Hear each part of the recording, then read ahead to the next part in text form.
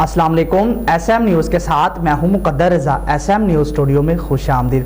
خبروں کا سلسلہ بڑھاتے ہوئے خبر شامل کرتے ہیں بوانا سے۔ سونا آیا تے سج گئے گلیاں بازار۔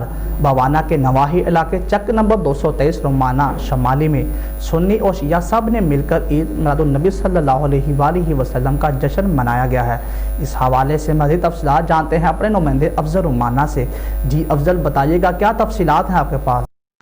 جی بالکل، بوانا کے نواحی علاقے چک نمبر 223 رومانہ میں اہل سنت اور اہل تشیع والی جماعت نے مل کر جشن عید میلاد النبی منایا۔ اس موقع پر گلی اور کوچوں کو برقی قمقموں سے سجایا گیا۔ پروگرام کا آغاز تلاوت قرآن پاک سے کیا گیا۔ تلاوت قرآن پاک کا آغاز ASI مارشید اقبال رمانہ نے کیا۔ مقامی نعت خواہوں نے نعتیہ کلام پیش کیا۔ ذاکر اہل بیت محمد عباس لونا آف نلکا اڈا اور قاری خالد آف امین پور بنگلہ، استاد علا دتہ شاکر سلطانی، ذاکر اہل بیت ماراسیب عباس رمانہ نے خصوصی خطاب کیا۔ نبی آخر الزمان حضرت محمد صلی اللہ علیہ وسلم کی سیرت طیبہ پر خصوصی خطاب کیا گیا۔